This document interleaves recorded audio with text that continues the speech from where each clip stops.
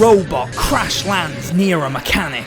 Ratchet has a Qwark poster in his room. I'm sure that'll age well. Makes me feel better about my Bill Cosby poster. They team up to take down Chairman Drek, the worst character in the game. He just gives exposition in every scene. The most personality he ever gets is sometimes he'll yell the exposition. You are my most elite troops. I'm sending you down to the planet's surface to destroy those troublemakers. Now go! The game is commentary on consumerism, highlighted in the iconic Metropolis. Hundreds of cars zip through the air, many in a straight line to portray the lack of individuality in a capitalistic society. Tall grey buildings engulf the skyline, representing the lifeless uniformity of a city's commercialization. To advance though, you have to buy some items, so you gotta trudge back through previous levels to collect money. Some call this compelling satire of consumerism. I think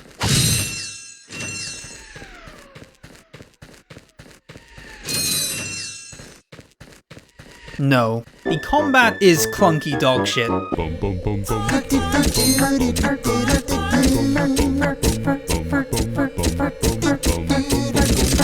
It's the level design that makes this game shine. Fucking Aridia. Everything starts off ominous. The dark lighting, the lower tempo music. What's going on here? You walk along and oh shit, a few weird creatures emerge from nowhere. Now you're on edge.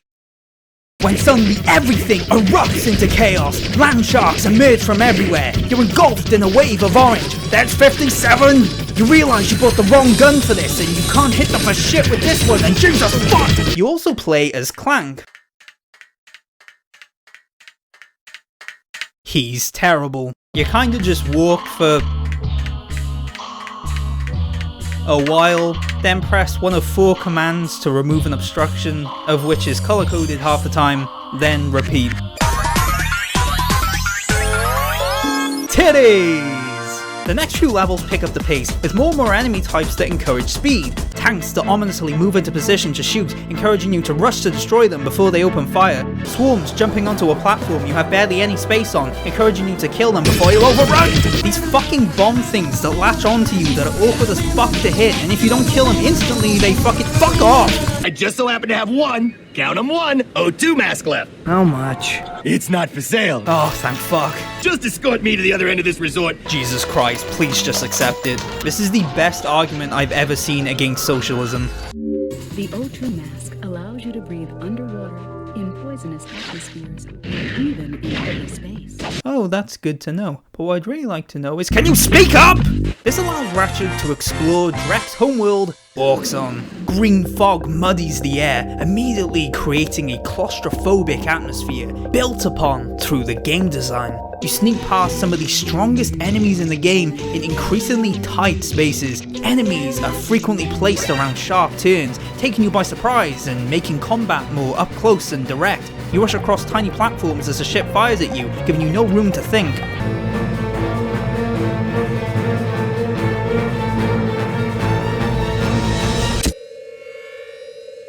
Same with Gemlik Base. The soundtrack is this ominous drone which, coupled with the setting of the black void of space, immediately sets this eerie tone. Acid creeps slowly up to you as you platform. There's more puzzles, plus many enemies that have to be circumvented because they can't be killed head on, together setting a more methodical pace and getting in your head as you figure out how to outwit them. Swarms move towards you at a relatively slower pace, not threatening by themselves, but as a collective create this metallic sea that looms closer and closer as you try to pick them off before you drown in their waves. There's an everlasting feeling of impending doom. Oh, there was impending doom.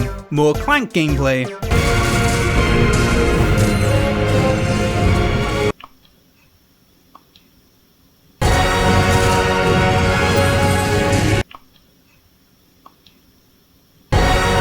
Up to this point, the corporate world has been a lurking presence in the background, appearing only on an abstract level via the socio-economic divide the clutch of capitalism has caused. That changes with the physical manifestation of consumerism, Kalebo III. The infrastructure has a dull, metallic finish, as if it's one big machine, symbolizing the lack of humanity in a capitalist regime. the enemies you face are all there for no other reason than money, be it hired mercenaries or literal products. They even use your own weapons against you, testing whether you know them well enough to avoid them. The game is killing it. There is absolutely nothing that can ruin my enjoyment right now. Absolutely nothing at all that could ever put a damper on the incredible level of joy I'm experiencing.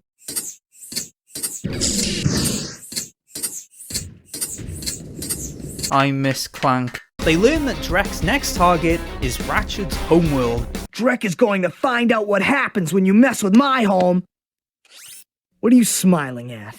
This is the Ratchet I always knew was there. You've known him a few days. Drek's attacks are pretty easy. The challenge comes from how long it takes to chip his health away. It's an endurance test, getting in your head and seeing if you mentally slip up and make a mistake. Design that matches Drek's character, who's more intellectual. Not that that's surprising though, given they had no other personality traits to pull from. Galaxy saved, Ratchet sells Clank for bolts. Great game. Huh, Ratchet actually got rid of his Qwark poster. That's a really good idea actually.